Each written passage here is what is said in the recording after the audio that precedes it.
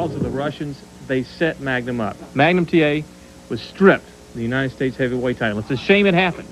I think a lot of it had to do with Nikita, especially they set him up with that press conference where Nikita insulted Magnum's mother. And, you know, Magnum just would not take that because Magnum's mother is such a part of his life. That's right. He's the driving force behind him.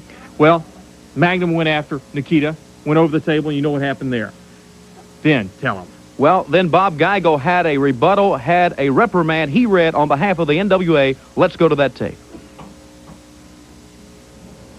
As a result of a recent press conference between the United States heavyweight champion Magnum TA and Nikita Koloff, the NWA president Bob Geigel and Magnum TA have been brought together for a very important announcement from the National Wrestling Alliance concerning the United States heavyweight champion.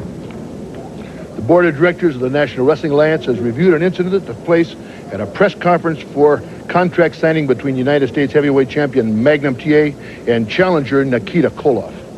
It is a majority opinion of the board of directors that the conduct of Magnum TA, the United States title holder, was not in accordance with the standard of conduct that the National Wrestling Alliance would expect from a champion. Although it has been noted that there was some strong language in the part of Nikita Koloff, the challenger. There will be no fine. There will be no suspension. But for the record, let it be noted that this is an official reprimand for the United States champion Magnum TA for conduct unbecoming a champion. Well, just wait a minute now. You forget about the U.S. Heavyweight Championship. Forget about the whole NWA. This is my mom here. This is family. That's different. That's got to deserve some kind of other consideration. What would you have done if it had been your mom out there? Tell me that. The United States champion is expected to keep himself in good conduct at all times. Let that be noted. Well, reprimand this.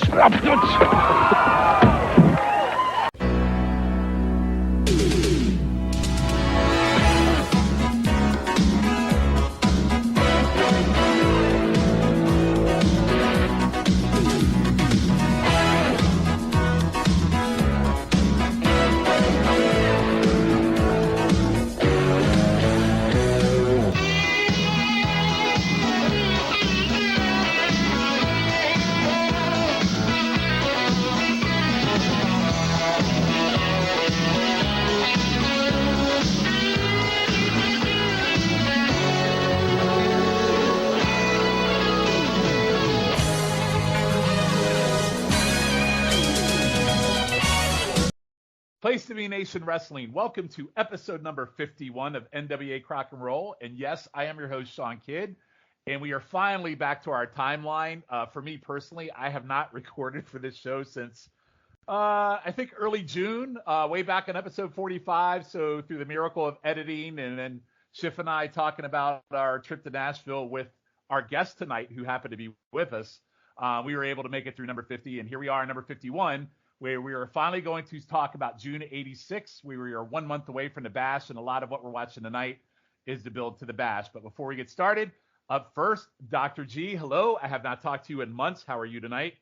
I'm doing great. We missed you on the show. Well, I guess you guys got to do episode 50, but no, it's great to have you back and get back, back into June of 86. I can't believe that we're actually in June of 86 now. It's and this stuff is really heating up. A lot of this stuff now is bringing back memories. I'm starting to memorize some of the stuff from that time. Although my timeline seems to be off, like especially with like Ole Anderson. But I'm looking forward to breaking it all down tonight.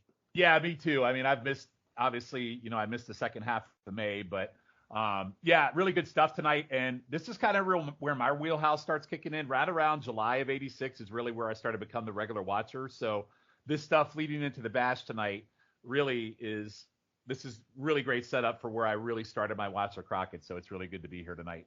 Up next, my other co-host for this evening, regular co-host, I should say, Scott Shiflett. How are you, Scott? Shawn, I'm glad to have you back. I know me and you just spoke on episode 50 in our Nashville, it's not trials and tribulations, but our Nashville excursion, which I thought was a great time. Glad to have you back. Glad Dr. G is here. Missing a certain someone tonight, but I think we have someone that fills the shoes pretty well. We do, and so Calum is missing tonight. I don't know how long he'll be missing. He is still drowning his sorrows in Drew McIntyre's savage loss to Roman Reigns, especially since he decided to sing American Pie over in England, which I really didn't understand, and he seemed to take the loss very well. But Logan's not taking it well, and then of course the unfortunate passing of the Queen. I'm sure that has added to his drinking pleasure right now. So with that, we have asked a special guest star to come in. We haven't had a guest in a super long time. He's been on the show before. And next to Dr. G and Schiff might be the least biggest fan of Japanese wrestling, Logan Crosland. How are you tonight? In honor of Calum not being able here to defend himself, I'll give you a good old Scottish "get the fuck." All right. But yeah. But I'm happy to be here. Glad you asked me to be on, and I'm looking forward to talking about what we're going to talk about tonight. Yes, absolutely. And Logan was also on our Nashville trip, so maybe some of the things or people whose names we did not mention in our last episode, Logan could have been one of those people. So we will not. We will protect the names of the innocent, even if they weren't too innocent. So we won't throw anything out there. But before we get started, Dr. G, any thoughts on us actually number 51? I mean, we've actually made it 51 episodes. Any thought on reaching the big milestone? It is. You know, what's crazy about it is that we started this, I think, during the pandemic. So, and it's just how life has changed just in that period of time, in the 50 episodes. And I know we took a little bit of a break when things went over to Peacock, but then you decided, yeah, you know what, we're gonna do other stuff. So we did that for a little while, but it's amazing. You had this idea and you ran with it, and it's really a great period in wrestling. I mean, in the 80s. I mean, like we always say, if they had the marketing machine that WWE had, NWA would probably still be around in this form, in a bigger form today, because the storylines are better, the wrestling's better, but they didn't have that glitz and glamour about them, and that's what people wanted at that time in the 80s. So but it's great. Yeah, I mean, it is, and it's still fun. So I'm glad we're finally getting into mid-86. So for context, we're going to change things up a little bit. So I was thinking through when we got through episode 50, I was thinking, okay, so how do we streamline this a little bit? Because so much is going on. And for all of us, to be sure transparent, we have a lot of stuff going on at work, personal life, and things like that. It's been a very busy summer, which is one of the reasons why I haven't seriously recorded on this show since June. But now we're out of summer, so I thought it'd be a good time to kind of maybe hit a reset, refresh. So there's going to be some stuff we're going to talk about. I'll mention some things that are going on, and then I might have you guys comment on that. But as far as watching like interviews and matches and things like that, we're going to streamline those a little bit for the sake of time, and also for the sake that we're not going to do awards at the end. At the end of each episode, we're probably going to say, hey, overall thoughts on what we watched tonight. We'll still keep the territory watch as well, because I think that's kind of a cool segment and gives us some perspective on what's going on everywhere else. But a little different. So we're just going to mix it up a little bit, nothing too drastic, and we're still going to stick to a format of really going all in on what's going on in Crockett. It's so hard to keep up, especially as we get into the bash. So with that, are you guys ready to jump into June of 86? You ready? Let's go. Let's do it. All right, so let's do the rundown here on the champions. So your world champion is still Ric Flair. U.S. champion still Magnum TA. Your tag team champions are still Midnight Express. The six-man tag team champions have changed, and I don't think you guys brought this up back in the May Watch, but on May 17th, 1986, the Road Warriors and Dusty Rhodes defeated the Russians for the six-man tag team championships in Baltimore. So the Warriors and and Dusty Rhodes are the six-man champs.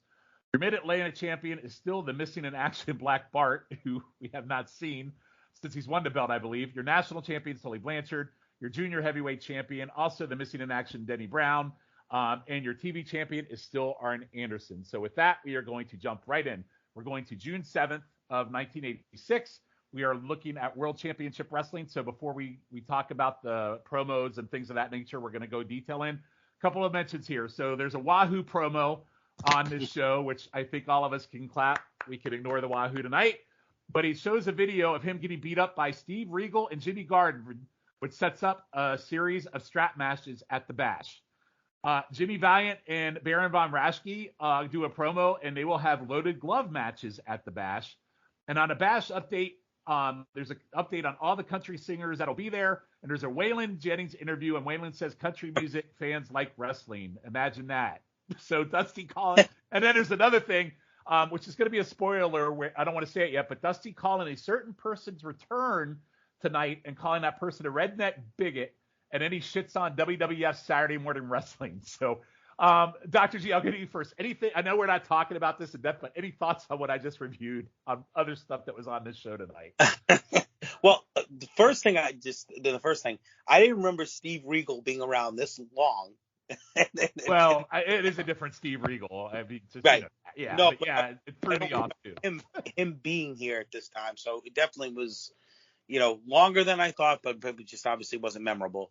And then the Dusty Rhodes, calling somebody a redneck bigot, you would never get away with saying that today on the air, and actually making his remarks towards WWE. I think that's great.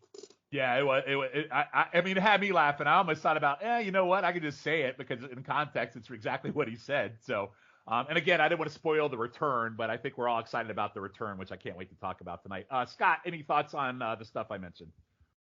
Yeah, the Steve Regal stuff, we had actually seen a promo where he actually threatened the babyface in his little pink blazer, where I was like making fun of him because I said he looked like a mechanic that was charging under the table. But hey, by the way, this is our Twitter. Steve Regal does follow us on Twitter, just FYI. This one does, not the other one. This one. I hope he can, get my brakes adjusted next time I come in. But okay.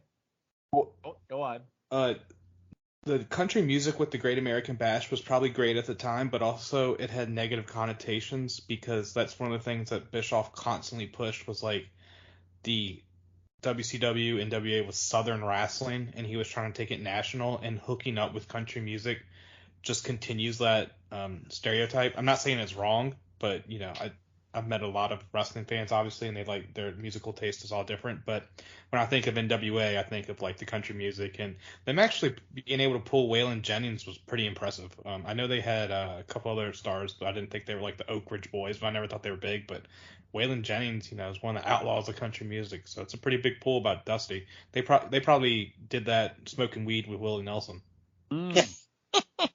I can pretty much guarantee that. Logan, I know you're a young whippersnapper. 86. Correct me if I'm wrong. You're not born yet, correct? -7 to be exact. All right, yeah. So any thoughts? Shawn, I wasn't even born yet. Yeah, well, you're regularly on the show. Logan's not. So Logan, any thoughts on not being alive during this and the things I just mentioned?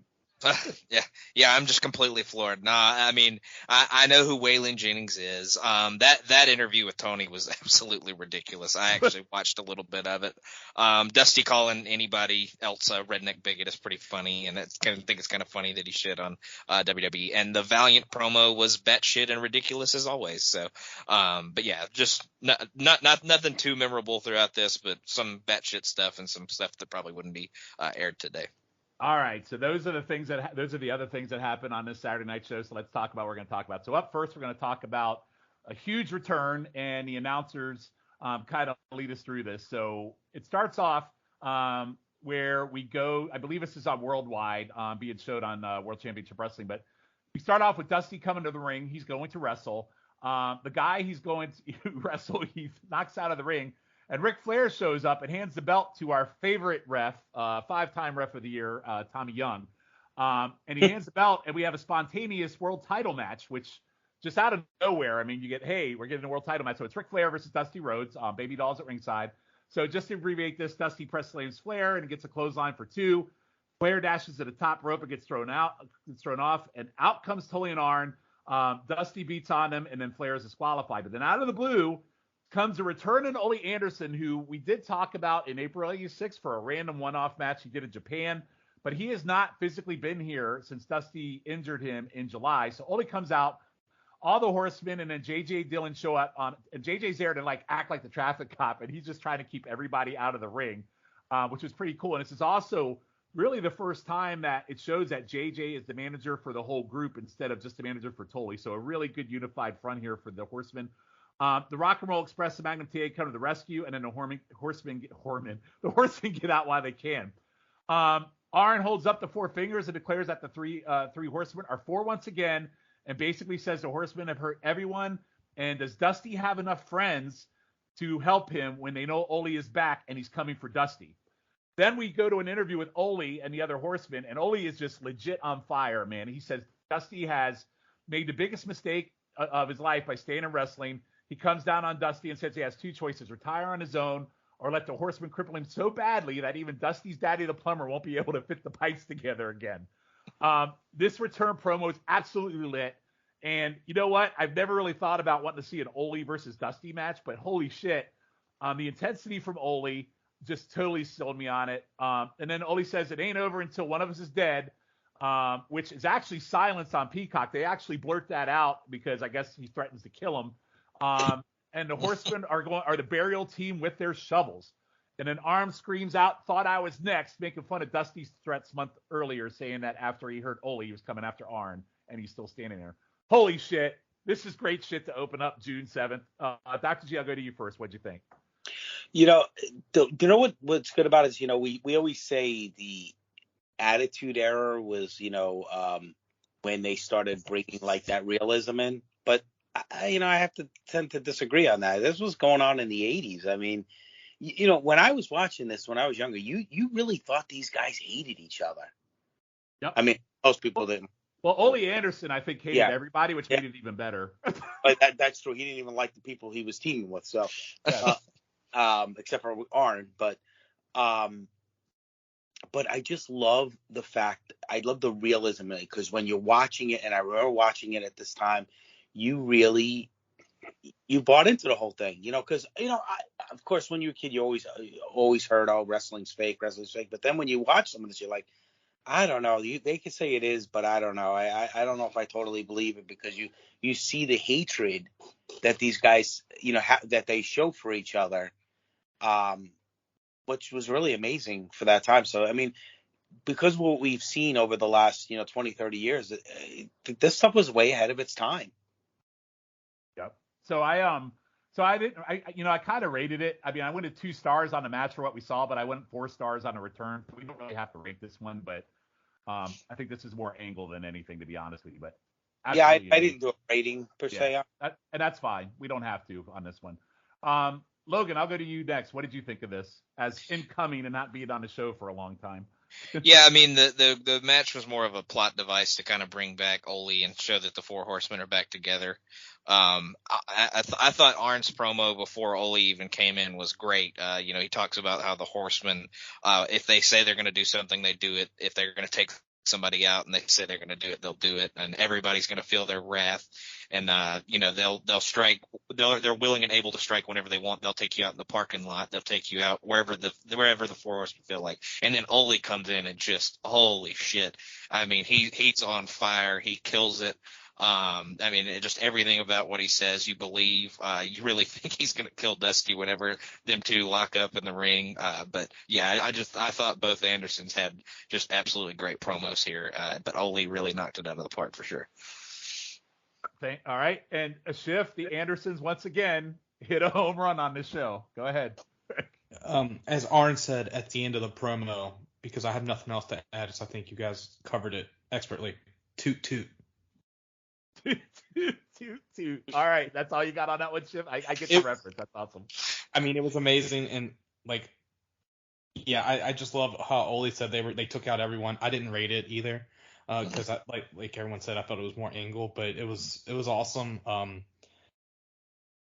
And I loved Arn saying everyone's been hurt by the Horsemen, and they're bringing back Ole, who we've already said is a son of a bitch, and it's well, I guess they're really just gonna murder everyone now. Yeah, just to close it out, I'm excited Ole's back just in time for the Great American Bash, and the Four Horsemen are officially together, actually probably for the first time officially as the Four Horsemen. So really, really great stuff. All right, we're going to jump into our next segment. So as you recall, which we covered before, the press conference for Magnum TA and Nikita Koloff for their U.S. title signing, Nikita made fun of Magnum's mom, and Magnum got all boo-boo upset about it and turned into a fight. So here we are with the repercussions of that. So Magnum TA has been stripped of the United States title. And then we're reminded of the recent incident in which the Russians made fun of Magnum's mom at the press conference, and then Magnum retaliated. We go to a random interviewer who I have no idea who he is, standing with Magnum TA and NWA President Bob Geigel, who I really don't like, and I haven't liked him anytime we've talked about him on this show. Not sure why, but I guess they're trying to make this a big deal, and they have these random blue streamer curtains in the background to make it feel important, which is ridiculous. And Geigel reads a prepared statement formally reprimanding Magnum for his unprofessional conduct at the press conference. Magnum, again, getting hot-tempered, says, reprimand this. And he gives Geigel a really good hard right hand and storms off. And I really love this because, like I said, I think Geigel's a dick. We go to a later announcement from President Geigel saying the board of directors had no choice but to strip Magnum TA of his title. Tony is then shown with the Koloss, and Nikita gladly accepts the vacated title for his own, as he states TA purposely avoided the TV match so he wasn't embarrassed. Jim Crockett Jr. shows up and declares that they aren't just handing over the belt. The Great American Bash will now include a best-of-7 series between Nikita and Magnum to determine the champion. The first match will be on July 1st, and I believe that is in Philadelphia, and Ivan is pissed at this conspiracy, then cuts a promo on beating Warriors and Dusty for the 6-man tags. So, Scott, I'll go to you first. What did you think of this with Magnum? And we finally have the setup for the best-of-7. I loved that. Like, Magnum was so, like, pissed off, and I loved, like, he was just reprimanded after the conference, but then he attacks Geigel and gets suspended. It's like, you dumbass. But I mean, are you like me? Do you not like Bob Geigel? Like, he just seems annoying to me. He can fuck Ann off. Okay, all right, excellent. But I just like loved like how like Nikita comes out and was like how he should get the title now, and then and like how Ivan's even saying Nikita is the champ. I just loved all of this, and it was. I didn't realize this is how we got the best of 7. I thought it was just maybe the first match was like a no contest, and that's how they set up the best of 7. I didn't realize that Magnum was stripped. Looking through it with 2022 eyes, I think it like devalues the title in a certain way to have him stripped. I would have liked for him to just have the title and they do a best of 7. Whoever wins the best of 7 gets the title. But that wouldn't make sense with them swapping wins because I'm just going to assume they go to all 7 matches. I don't think Magnum's going to win 4 in a row. But I'm looking forward to it. Yeah, and, again, this has really been building since January. I mean, think about how long this build has gone, and now here we are, and next month, in July, they'll start this series. And this is really where I started watching Crockett regularly, is when this best of 7 is what hooked me to begin with. So, Logan, I'll go to you next. Any thoughts on the best of 7? I'm not sure how much you know about this legendary best of 7 series, but this is one of the things that put Crockett on the map. Yeah, I don't know a ton about it, but I'm sure it's great. I like Magnum TA a lot, so I'm sure I would super enjoy it. I thought Geigel came off kind of like a Weasley douchebag in all of this because he's like, oh, well, the committee is going to strip you. No, ball up. You got rocked by a hard right hand. You are stripping him. You're the president. Don't blame it on the freaking committee. But I thought TA showed some good fire, and I liked that he decked him in that little reprimand segment. I liked your Geigel impression. You might as well add that to your checklist. Okay. That was a good one. He does. He just sounds like this rough, gruff dude, and you portray that very well. Dr. G, any thoughts on finally being set up for the best of 7? Well, Bob Geigel, he is a weasel, and he actually was a weasel in real life. He's the promoter in Kansas City, which is probably one of the worst payoff territories in the time. So if you've heard the Kansas City territory, you probably heard stories, when you listen to other podcasts. So, yeah, so he's known for that. So he pretty much, what you saw on TV is pretty much how the guy is and, in real life. So you guys all have him pegged properly. But I just love Magnum TA's fire. Like I said, I didn't totally get it with him, over the years, because, when you were watching, I couldn't remember at the time, but now I'm going back and watching this stuff. Now I could see why they wanted him to be a future NWA world champion. He just, he's a baby face, but he's not like Bob Backlund baby face, like he's got that edge to him. A little Stone Cold 86, like a little bit edge to him in this. And I was thinking, like, it would have been amazing, like, because I brought this up on multiple podcasts. Like, it just breaks my heart because we know what's going to happen and we know it's coming. I know. It's like we're heading, up a mountain, and it's like we're about to, hit the snow, and it's just heartbreaking because I was sitting there watching it today, and I was like, it would be really cool to see how, because they would have did the inevitable breakup of Dusty and Magnum, and how that would have went. Would Magnum have joined heel but not been like with the Horsemen? Like, how would that have gone? Or maybe he would have joined the Horsemen after he made, because you knew he was going to drop the belt back to Flair, after Starrcade.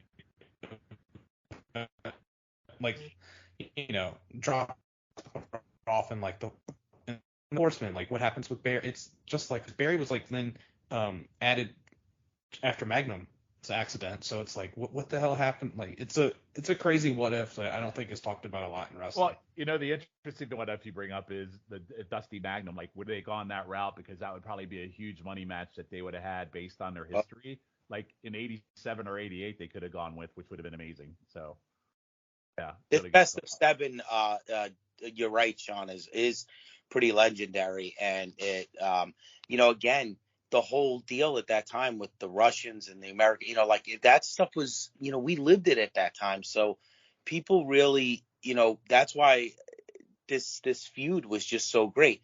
No, it was Nikita, we know, is not the greatest in the ring, but his character was just so good and just seemed like, you thought he was Russian, even with the hideous accent. He just played it off so well, and then I just love how he brings that fire out in Magnum. I felt like that was the opponent. We obviously the match with Tully, one of the best of all times, and that really brought him to another level. But I feel like Nikita really brought out the fire in Magnum T. And unfortunately, we're not going to get to see him ever, do what we thought he was going to do. Well, we will get to see the best of 7 play out. I know we have at least, I think, 1 or 2 matches of that coming up in our watch in the future. So maybe more. I'm working on trying to find some behind-the-scenes stuff that I might be able to grab for us for our July watch. But we will definitely see some of that. And honestly, I'm hoping they're better than some of the ones we watched. I think we watched like 5 or 6 of these matches between January and now. And I don't think all of them have been that great. So I'm hoping the best of 7, along with that fire you're seeing, I hope that comes in the matches too. So we'll see how that plays out. All right, so now we're going to jump into one of the most ridiculous, really doesn't sit well in 2022 things that I've ever watched on this podcast. And I know Schiff had some comments to make about it. And Schiff, try to keep it a little PC in how you think about this, okay? All right, so we had the Rock and Roll Express. Cody says the world has been waiting for the Super Sizzler Tour from August 4th to August 10th. There are going to be 3 big contests. The Rock and Roll Express Lookalike Contest, where the winners, 5 to 13, they need to send a picture, and we'll get to spend a day at Six Flags Atlanta with Ricky and Robert. Then there's going to be the Miss Rock and Roll Express contest, open to all girls, age 14 to 17, who are encouraged to mail in photos of themselves. And this is my first note. Can you imagine a company doing this contest today? But that's not all. That's not all. Finally, the Rock and Roll Dream Date Contest, where the winners will get dinner with the boys, followed by a chance to escort them to the ring for their match that night. But they must be 18, and they need to have a 500-word essay. And during this whole explanation by Tony, Ricky, with his broken-ass nose, and Robert both stand there like freaking toolboxes. And when it's over, Morton basically says, tour will be hot, and that's it. That ends the whole segment. Dr. G, very uncomfortable watch. The age brackets on these are really disturbing, but I'll let you speak to this. And I'll save it for last because he's the one I worry about, so you go first. Yeah. I'm glad because I'm sitting here. I was watching it when I watched this when I was working, whatever day it was. I don't even remember when I was watching it, and I was like cracking up. I'm like, is this for real? I'm like, you're right. I mean, it's just amazing how could you imagine the WWE doing that today? Oh my God. No. I can't even imagine it doing it in 86. Like, I can't. 17, oh my God. I can't stop laughing. I'm sorry. It's just like, how would you? I mean, I just don't get it. But there was a little sense, and like I think like Ricky and Robert standing there like all silent, looking like toolboxes. I think in the back of their mind they're like, yeah, they're processing what's being said, and like, oh shit. They're like, oh, we didn't know about this until we came out here. That's what it looked like. like they just got this sprung upon them. It was all right. So, anything else you want to add? I think I'm going to keep it PC. We'll just leave it alone. All right. Logan, I'll go to you. So I know there's a danger with you too, but what do you think of this? Well, a confused look is kind of what I think Robert Gibson looks like constantly. So I don't think he's far off in that little segment. But yeah, them standing there looking stupid is just ridiculous. They could have had Tony announce this, and how Tony kept a straight face while announcing some of this. He kind of smiled and smirked at some points because you could tell he knew it was absolutely ridiculous even for the time. But can you imagine what they received in some of those envelopes and letters and stuff? Oh my God. Can you imagine the 500-word essays? Like how it, like I imagine this 35, 40-year-old woman writing them this 500 essay about what they would do. I don't know what even say. Yeah, I mean, absolutely ridiculous. But yeah, just absolutely absurd all the way around for sure. And I'll keep it as PC as I can. Well, all right, Schiff. I'm going to go to you next, so go ahead. I'm waiting. So with the little kids, do you think the winners were the ones that were cross-eyed? Oh, Jesus. Yeah, God damn it. So I didn't even realize the kids one until you just said it now, because the 14 to 17 one, I was blown away that this was real, and I was like, oh my goodness. All I was thinking about was Jerry Lawler when he got in trouble in Louisville and Memphis in 1993, and I was like, this stuff was probably rampant. I felt like I needed to take a shower after watching it. That's a good feeling. Yeah, I was like, I had to stop watching. It's a bad feeling, but it's a good feeling. Yeah, I had to stop watch, and I was like, that's. And then it was like, oh, the Rock and Roll Dream Date, and it was like, no wonder Richard Morton has 15 kids. What if any of them were for the Dream Date? But could you imagine the 500 words? It was. I can't even begin to fathom what a mess that had to be. I'm more terrified of what the pictures will look like. Well, yeah. And if all the ladies were set 14 to 17, I'm gonna guess probably not. Yeah, I'm it was just whose bright idea was that? And this comes off months after Flair was making fun of the Rock and Roll Express, saying all their fans had training bras, and then we're leaning into it, and it's to steal a Tim Capel line, what are we doing? Yeah, that was, yeah. So anyway, the less said, we've kind of gone as in-depth of that as we need to. My hope is when we get to August or September, we don't cover this again, but for some reason, I think it'll come up at some point again. But definitely an uncomfortable watch, entertaining watch just for the sheer absurdity of it, but also a little uncomfortable. So with that, we're going to shift gears. We're going to leave this episode of World Championship Wrestling. We're actually going to go to June 9th, 1986, and we're going to Championship Wrestling for Florida. So as you know, Flair's still in this day doing the territories, and one of the territories he still does is Florida.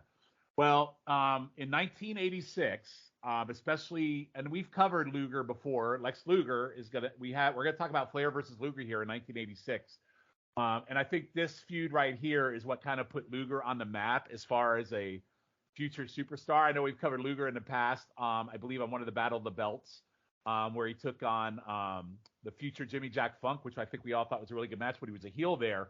Well, Luger has turned face, and here in Florida, him and Flair and Luger had a match. So we're gonna talk a little bit about this, some of the things that happened and transpired, and where it sets up for the future, and I'll look for your thoughts. So we have Gordon Soley here, and I know all of us have certain thoughts on Gordon Soley and his delivery, but Soley discusses Luger and Flair.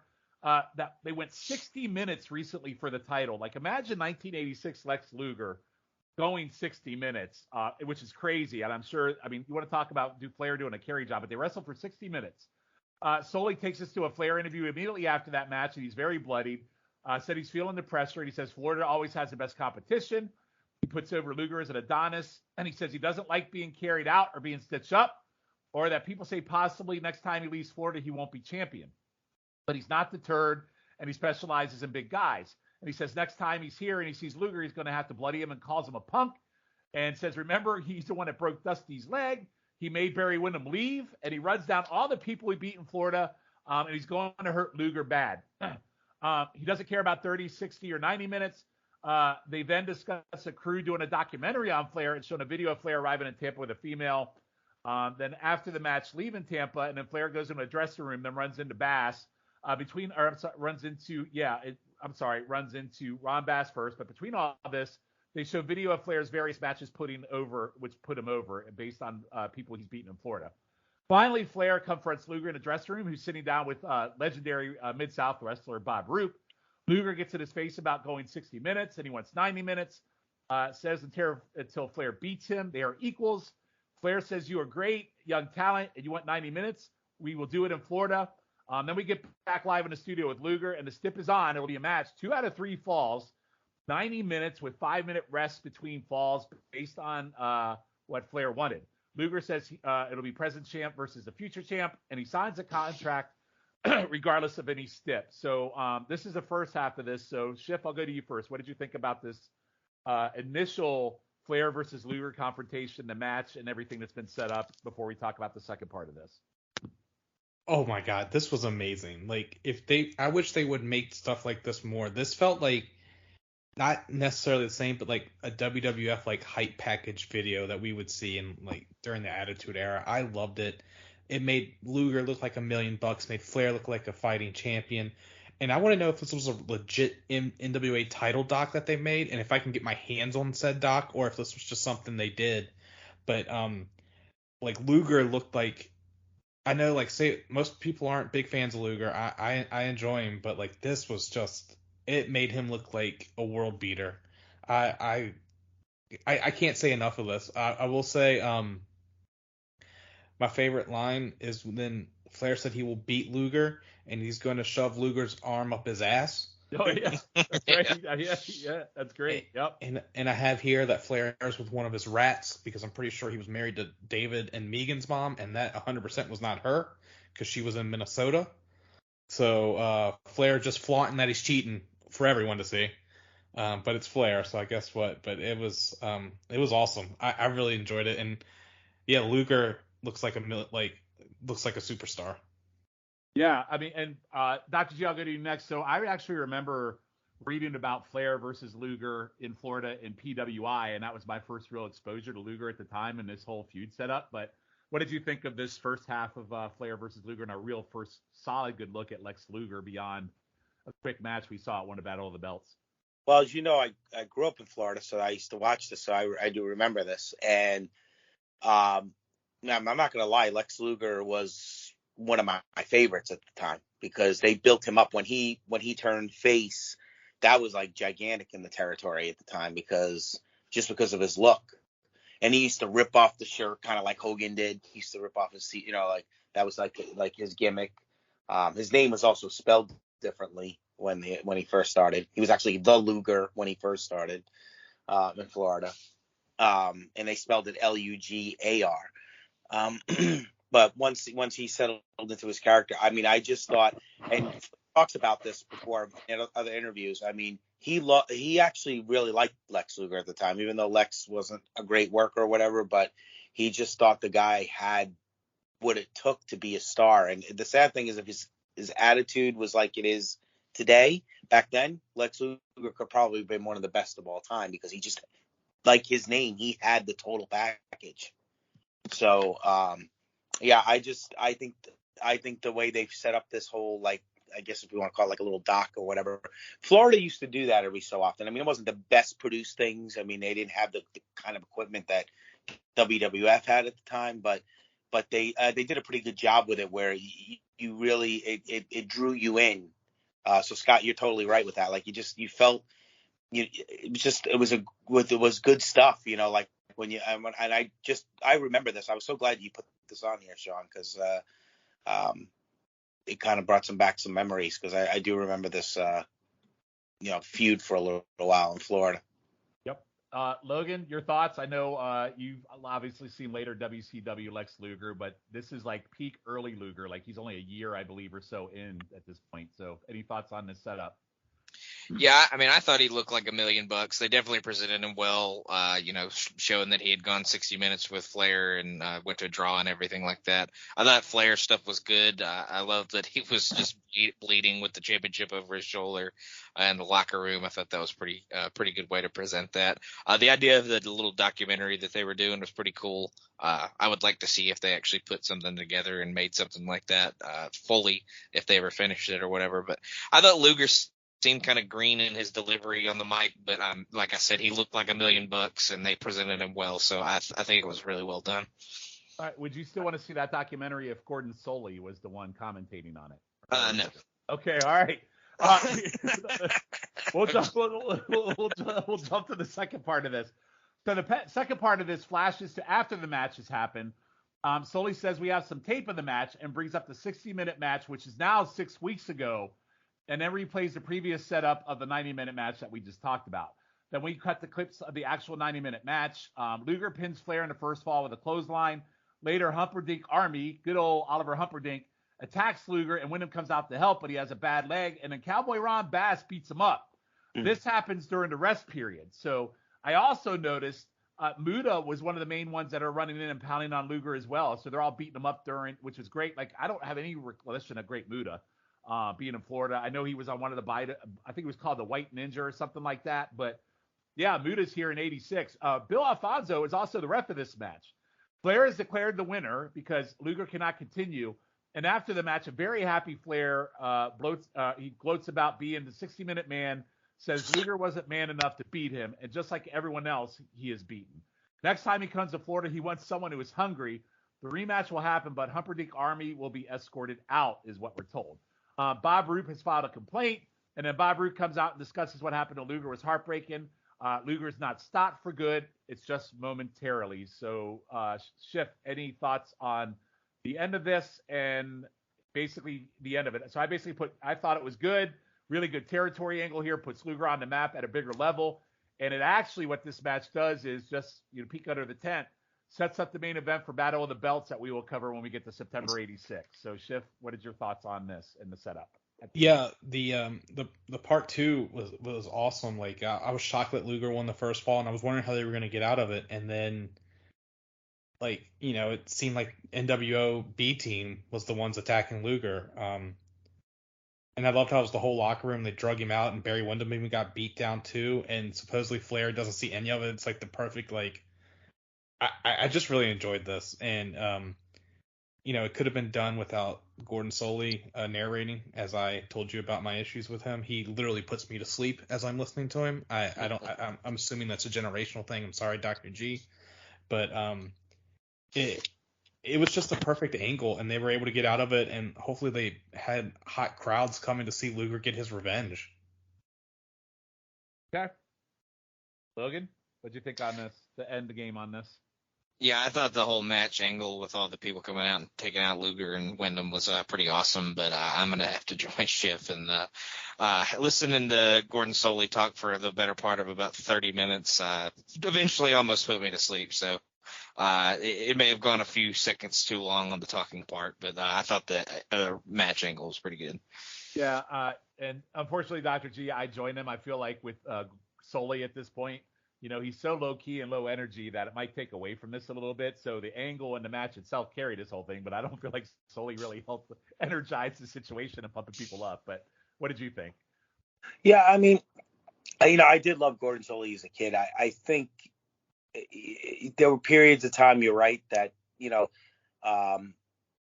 wasn't, I think because we're so used to the way announcing is now. I mean, again, Vince and WWF changed the course of how announcing is. I mean, I know, JR did a little bit too down in Mid-South. So I guess, because if you listen to a lot of these old territories, that it is a little bit more, almost has a serious tone to it. And don't, because announcing, I did broadcasting at one time. They used to always tell you not to get too crazy, too excited, like it was just a different way of broadcasting then. So it is a generational thing. I agree. And yeah, I watch some of these things now and I'm like, wow, I did love them when I was a kid, but maybe not as much as I thought I did because I'm so used to the way things are now. But in regards to this is I love. We would always get those, and I used to love when I would watch championship wrestling in Florida, and you got like the house show footage. Sometimes it was just one camera, but you got like to kind of set up a feud, because sometimes the studio wrestling didn't always do that justice. So I love the fact that people came out to attack Luger, to help Flair, and kept Luger strong, but also kept the championship on Flair, which obviously they weren't going to put it on Luger at that time. So I like you said, besides maybe some of the parts with Gordon Soley, I thought the actual angle was done very well. Yep. And so at minimal, we'll revisit this in September when we talk Battle of the Belts 3. So we'll see if there's anything in between now and then, but we'll actually get a full match between them when we cover that show. And I think that's a pretty famous match as well, and we'll see how that plays out then. So definitely look forward to that. All right, so we're going to move on to June 14th, 1986, back to World Championship Wrestling. The only thing I'm going to mention that we're not going to go too much detail on is Baby Doll has a new wrestler in her camp, and it is the Warlord. And yes, this is the Warlord from the Powers of Pain. This is the Warlord from the WWF.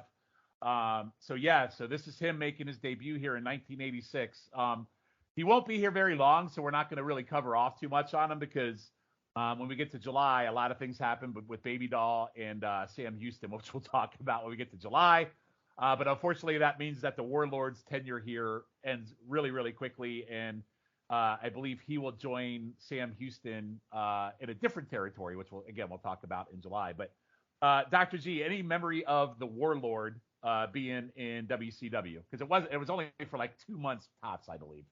I don't really remember this. I mean, maybe now you kind of bring it up, but I don't remember Baby Doll being his manager, to be honest. Me neither.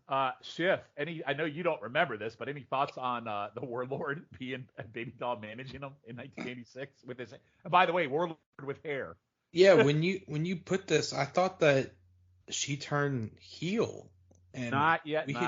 We had just missed it, but I had no idea he came in. I know he comes in the mid 90s as the Super Invader, but I had, or was that Hercules? That's Hercules. But yeah, I do.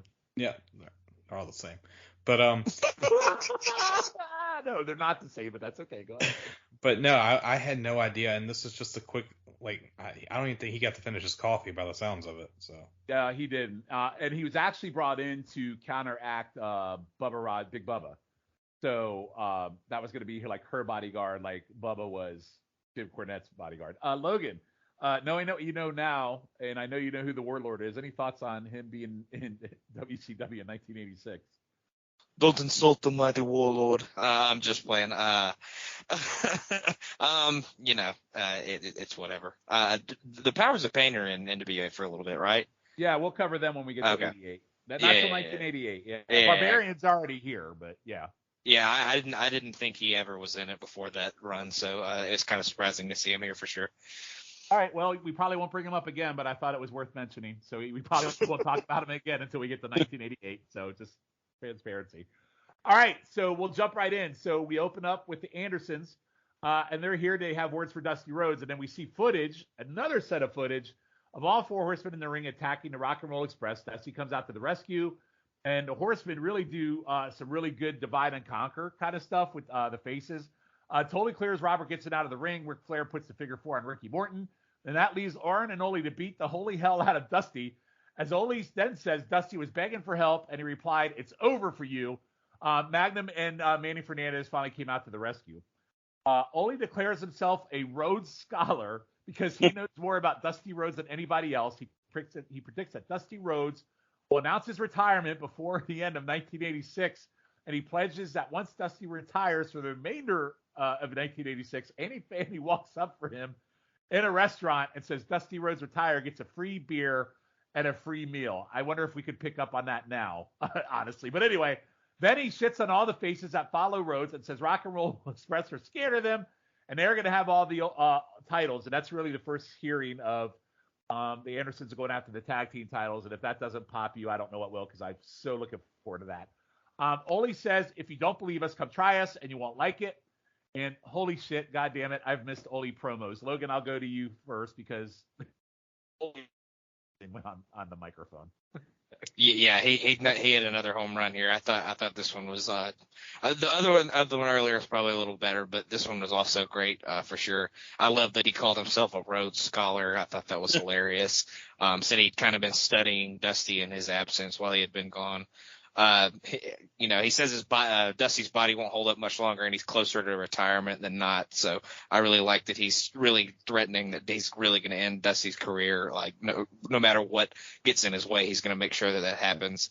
He goes into the fact that anybody that associates with him will be taken out, and all the belts are going to come into the Horsemen. So another really great Ole promo here. So I really enjoyed this one. Yep, Ole, a hot return here the last 2 episodes since he's been back. Dr. G, I'll go to you next. What'd you think of this? Hey, this miserable bastard. I get more. I'm respecting more of his mic work as we go back and watch this, because he's really good, and you can see where maybe Arn Anderson learned, some of his, stick work, because again. Because when you get to hear all these things about these guys, after the fact these days, when you kind of like, oh, this guy's a miserable bastard, but he was really good, you really wanted to beat the shit out of him when you listen to these interviews if you're rooting for the faces. So, just another phenomenal job, and I see where maybe, and I know that Arn has mentioned before that he's learned a lot from Ole, and I could see why, because when Ole was on, he was just as good as any of them in the Horsemen. Yep. And totally believable that they're related, by the way. I mean, 100%. There's no doubt in my mind at this particular time that they are related. Now, they're being related to Flair, no, but these two, I mean, they're freaking they're amazing together. So yeah. All right, Schiff, what'd you think? I know you're a big fan of like me, you pop every time there's an Anderson promo, so I'm sure you love this too. Oh my God, like Logan, you said, like saying he was a Rhodes Scholar because he knew everything about Dusty. I also loved the Horsemen beating down everyone. This is the Horseman that I think of. It may not be like Ole, could replace him with Barry and everything, but just the Horsemen running roughshod, like just beating the piss out of every babyface that gets in their way. This is what I think of, and seeing them do that and like just beating down Dusty, it's just amazing. You brought up he'll buy everyone a beer. I also love the line that he says that they are better than everyone, and if you don't believe it, then try them. That's just such a badass line, and like he comes off as such a cocky heel, but he's just a real son of a bitch, and you truly believe it, and I just loved every minute of that. And I have no doubt in my mind that Ole would beat the living fuck out of me in 1986. I believe if I got in a bar fight with him, he would absolutely destroy me. Mm-hmm. So, I think I can take him now. Well, I think now. I think most people could beat the shit out of you too, Shawn. I'm not gonna lie. Well, that's not true. that is untrue. All right, that was not nice. I'm moving on. All right, just playing. All right, I know you are. All right, so next up we have Logan. Up next we have Baby Doll and Jim Cornette. So kind of continue that. Seems like the Janes boys have kind of petered out a little bit. So as quickly as they came in, they're out. But Baby Doll is here, and she is sure she can beat Jim Cornette in a match because he's not an athlete and barely a man. Cornette storms out with Big Bubba and calls Baby Doll a big fat pig, among other things, and basically says she wants to be married and fat and eating candy. She says she's frustrated against all mankind because no man wants her. Says Bubba will put her in her place until Magnum TA shows up. Cornette yells she will be taken care of before the bashes. So I had to throw this in there just because Cornette is the insult king. Dr. G, any thought on this little brief interaction between Baby Doll and Cornette that's going to kind of set up some of those mixed tag matches at the bash? All I could say is wow. I'm like, wow. Fat pig. I mean, just the things that he says is this is why he's gotten in trouble in his career. But things were different in those days. I don't think anybody even blinked an eye, for good or for bad. I'm not, criticized, just wow. But again, it makes you want to see the guy's ass get kicked, right? I mean, he's such a pompous ass. Like that's he did his job. He made people want to come out and see his butt get kicked. And that's, again, why I loved this era of wrestling, especially for the NWA, because it seemed real. You bought into all this with Baby Doll and Jim Cornette. And he was pretty harsh. He was. And we have another in episode 52 when we talk about the second half of June. I think there's probably even a better one. Not even the meanest thing he says in this promo. It's a really whole lot meaner than the next one. Yeah. Schiff, what'd you think of this quick kind of blip on the radar promo here between Baby Doll and Cornette? Where the hell is Warlord at? If he's supposed to be a protector, he was here for the 2 weeks. Like, what the shit, man? You know what? I think he brings him in, and he's like on one of the syndicated shows. I don't know if he's actually live in studio yet. So, but it was just amazing. And speaking of people you want to see get their ass beat, you wanted to see Cornette get his ass beat, and I can't wait till Baby Doll just embarrasses him. By the way, I'm wrong. Warlord did show up on this episode. That is a great question. Where the hell was he? Because Magnum came in for the save, not the Warlord. So that's a good call out. Logan, anything to add to this? Not really. Corny says his off-color stuff that he always does, but he was born for this era because he definitely couldn't get away with that much later than this. So he was definitely in the right era to start off with, for sure, to be in his kind of hot period. So it was funny, but probably not for the right reasons. Yeah. So on our next episode, we'll have more of this, even more stuff with Cornette and Baby Doll. All right. So then we go to a Great American Bash report. They rattle off the matches that'll happen during the tour. Magnum comes out, and he reluctantly agrees to finally surrender the U.S. title belt to Crockett. Ivan Koloff comes out and gripes about having a best-of-7 series when they have a number one contender and a vacant belt. He demands the belt for Nikita, and Magnum hits Ivan with it and takes off. I thought it was a pretty damn good belt shot, actually. David laughs. As Tony just says, seriously, things like that happen when you try to take things from people. Ivan calls Tony out on his smug bullshit. This is actually some pretty good shit. Shit, what'd you think of this? I really enjoyed it. Like, Magnum just like pie-faced Ivan.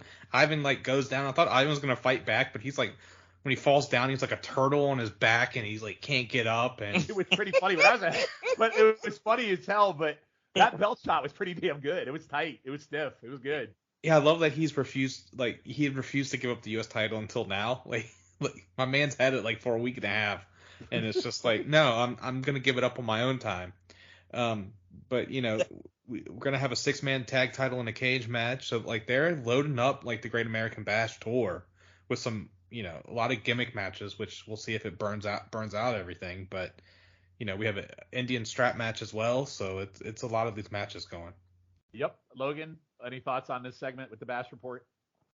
Yeah, I was gonna say TA does a pretty good job of laying in some good shots in this one. He laid one in good for Geigel, and then that belt shot is pretty stiff on Ivan. So good stuff from TA here. And he trusts Jim Crockett, so that's why he gave him the belt. So he didn't want to give it to anybody else because he didn't trust anybody else. But good stuff from TA here for sure.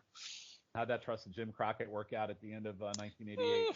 Anyway, we're not there yet. I guess I shouldn't say that. All right, Dr. G, what you think on of this little brief? I agree with Logan. The TA stuff again. I've gained so much more respect for him, and just the way the build up that he's doing, and just that edge that he has. And I didn't realize he had that edge. I didn't remember that at that time. But I'm loving it. All right, and so that closes out actually the WCW that will cover the NWA Crockett era through June 14th. On our next episode, we will cover off on the second half of June. But we're going to jump right into our territory spotlight, and it would not be a Logan Crosland guest spot if it wasn't a Japan match. And it wasn't really planned, Logan. Woo-hoo! It just happened to fall into this match is on June 12th, 1986. I randomly put something in the Google machine, and this came up. It's Tenryu versus the Super Strong Machine, which kind of confused me a little bit because the only machines I remember were from not too far off from this time where it was Andre and a couple other guys that went by the machines in the WWF. But Anyway, so some background on this. So this is from June 12th, 1986. This is from Japan. Super Strong Machine, I guess, basically has been around since 1978, and he's held multiple tag team titles with different partners in the late 80s. This gimmick did indeed inspire all the machines that came out in the WWF in 86, so that answers that question. This match is for a title I'd never even heard of, the NWA United National Championship. The title has been around since 1971, and it's been held by folks such as Harley Race, Dick Murdoch, Ted DiBiase, and Abdullah the Butcher, among others, and eventually became part of the famous Triple Crown Championships in Japan, which I believe happened much later. So the match is very clipped, and we only get 5 minutes, so I didn't even rate this, but a couple of notes on here. I thought it was a nice enziguri by Tenryu. Super Strong had a nice close on the outside and top rope dive to the floor. Machine had a really great pile driver on a table that doesn't break and looked really disgusting. There was an awesome hanging German by Machine, and Machine misses a head dive. There's an enziguri and kick to the face by Tenryu. Then Machine hits an enziguri. The end comes on a power slam, small package reversal by Tenryu.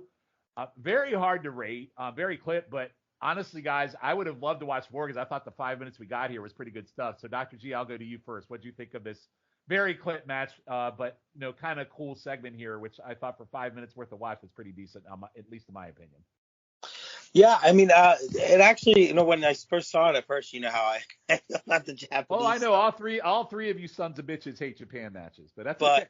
It wasn't that bad. It actually wasn't that bad. I kind of enjoyed it. I don't know who I think a Super Strong Machine was some other Japanese wrestler, but I think that whole thing with the Machine started over in Japan. I think the WWE. Yeah, it started. He inspired that. Like they even said when I read up on it, he's the reason they came up with the gimmick. I just love how they have like the trophies and the belts and the Yes. They like really get into this whole ceremony thing, before and after matches. But no, I thought it was a pretty good match. I mean, I enjoyed it. I mean, if I had to rate it, I probably would have went 2.5. It was pretty good. I would have liked to maybe seen some more. Which I can't believe I'm saying that, but yeah, I mean, I probably would have gone 2.5 too. Like if this were like a 10 to 15 minute match versus like one of those 25-minute marathons like Japan likes to do, I probably would have been okay with it. Logan, what'd you think? No, I'd definitely go, if I gave it a rating 2, I'd go 2.5. It was a pretty good match. I thought it was really fast paced. I would have liked to have seen it go a little bit longer as well. The pile driver on the table on the outside was absolutely disgusting. Yeah. And then I'm surprised. I feel like Tenryu was one of their big guys at this point, so I'm kind of surprised he took as much offense as he did. He kind of got his ass kicked the whole match, and then kind of escaped with the win. So that surprised me a little bit, but I enjoyed it for the little bit we got for sure. So that's the key. 5-minute Japan matches. For quick 5 minutes. Make sure it's balls to the walls, and you'll be okay.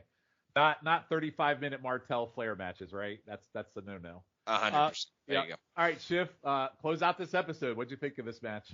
I enjoyed this as well. I would have went 3 stars. You guys mentioned everything I legit had written down. The pile driver on the table was awesome, and I love that beautiful German suplex from Machine. Oh my God, that was a thing of beauty. And I love the ending, but I was really digging this match. I wish I saw more, which is a shocker coming from me. Yeah, I actually looked to see if there was a longer version of this match online, and there was not. So, but you know what? It made me, at least I found a Japan match that you guys liked, so I guess that's a win. So anyway, that closes us out. And, kind of like when I said when we reformatted this, it was going to be a little short, a little quicker, a little, jumping in, and I think it flowed pretty good. So on our next episode, we will jump into June 21st.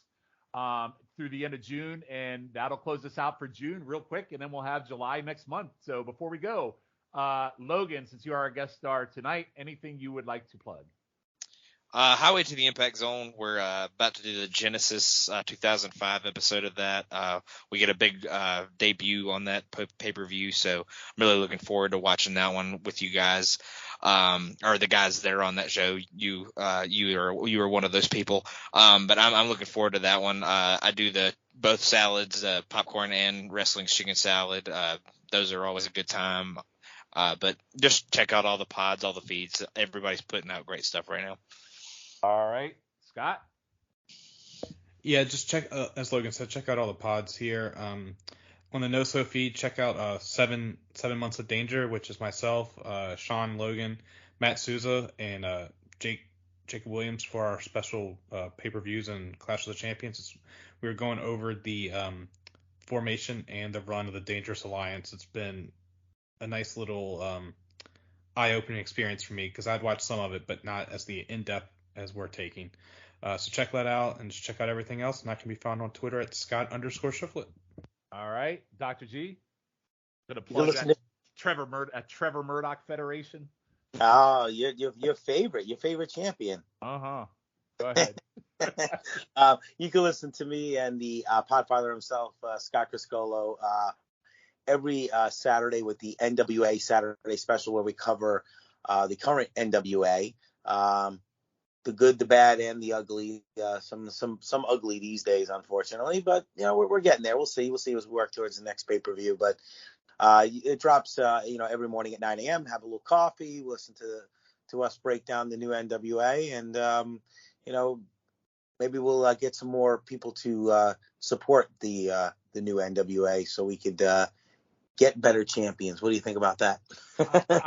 I did support them, and then Billy Corrigan's booking is taking me out. I'm still listening. I'm still trying to pay attention, but it's gotten hard for me. I'm just being honest. It's gotten hard, but listen. The honeymoon period's over, I guess, right? Yep, it is. But anyway, so as far as me, you can find me on Twitter at NWA Crock and Roll. Honestly, the things my two main pods now are this show, and Scott brought up the 7 Months of Danger, which Logan is also on with us to do that podcast. Mm-hmm. And really what inspired that show was kind of this show. But it was more of a short run where really they were only together for 7 months. And it was really easy to go back and track. And it's really a nice 21 to 22 episode kind of mini-series where we really track their matches, their promos, the angles. And I believe as of this episode, episode number 4 will drop the Sunday after you hear this episode. So really give it a listen if you haven't listened. From a time commitment standpoint, it's usually an hour to 90 minutes per episode, and it's literally only going to last for 20 to 20, a little bit, maybe over 20 episodes. But we've really had a good time doing it. We've discovered a lot of things that we may have forgotten, like maybe some things we'd like to forget, like Firebreaker Chip and the Patriots and Pia News. And the good news about that podcast is Dangerous Alliance. We focus only on the Alliance, but it also gives you a flavor of 92 WCW, which is unfortunately why we've discovered the Patriots again. But anyway, it's a really fun pod, similar to this one. But again, these pods are really time frame based, and for me, that's really what I love to do. So that's my two main pods. I still jump in on Impact when I can. I'll be on the Genesis show, so I'm super excited to be able to do that with you guys. And also on YouTube Roulette, I jump in when I can as well. So as far as the pods, as many as I was on, I've really peeled that back a little bit. So anyway, guys, that's it. Real quick before we go, one last time, Dr. G, what did you think of everything we watched on this show tonight? You know what? Stuff is heating up. I love the Ole stuff. Having Ole back, and again, I do love Barry as a Horseman, but the original Horsemen, I still think they're the best. People may argue with me on that, but I think when Ole's on, Ole is a great fourth Horseman. But unfortunately, he was getting towards the end of his career at this time. Yeah, we got a little short run with Ole left at this point in time. I mean, almost a year, but not quite yet. And a lot of things happened with Ole over the course of that year too, which will be really cool to track. Schiff, any final thoughts on what we watched tonight? It definitely seems like the March to the Great American Bash Tour is in full gear. We got, the start of the best of 7 coming up. Flair and the Horsemen saying that they're going to, that this is the Dusty Rhodes retirement year of 1986. I'm interested to see where everything goes, and we still got a week left. And Logan, last but not least, and Logan will also be joining us on the second part of June to close out June with us. But Logan, any thoughts on this first half of June before we go? No, yeah, I think the Horsemen, they all killed it, especially the Andersons. Just great promos across both weeks. I haven't been through this whole process with y'all, but I would be super excited to get to the July and the Great American Bash Tour and all that stuff that it entails. So this got me excited to get to that point for y'all. But yeah, I really enjoyed all of what we talked about, even though some of it might have been slightly uncomfortable. Hey, there is one thing. Rock and Roll Express, definitely uncomfortable for sure. All right, well, that's it. So that's the first half of June. We will be back in 2 weeks where we will close out the month of June and the final build to the Great American Bash. So we will see everybody then. Thanks, everybody.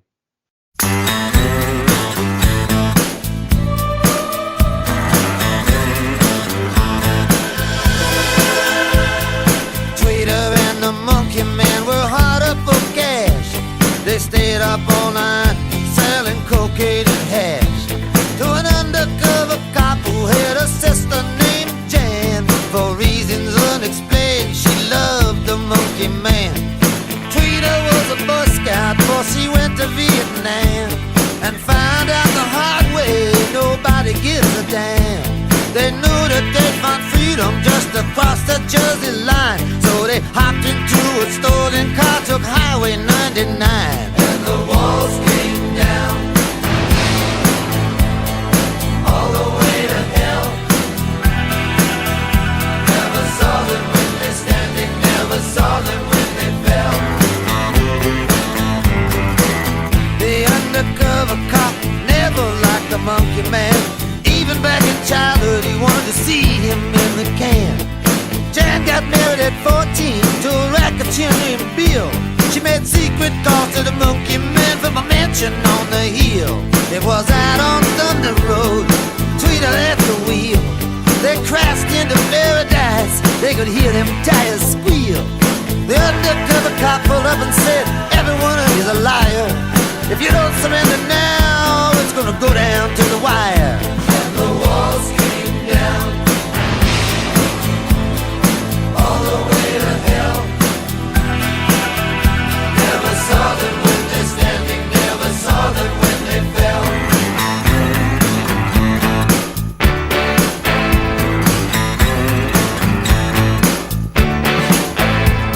An ambulance rolled up, a straight trooper close behind.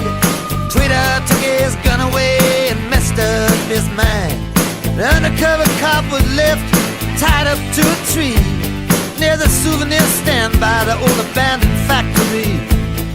Next day the undercover cop was a hot in pursuit.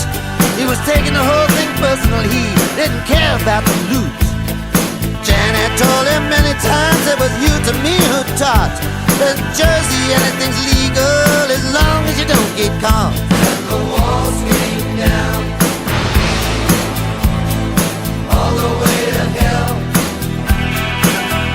Never saw them when they're standing, never saw them when they fell.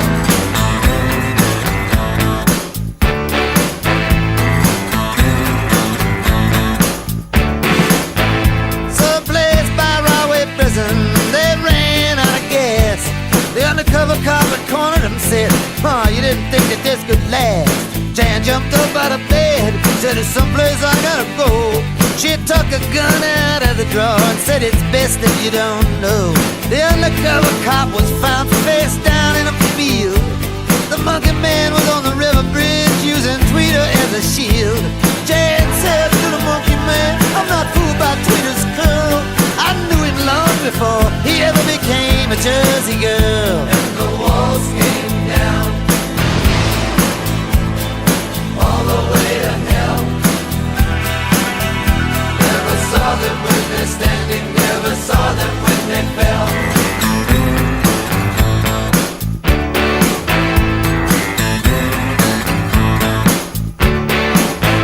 Now the town of Jersey City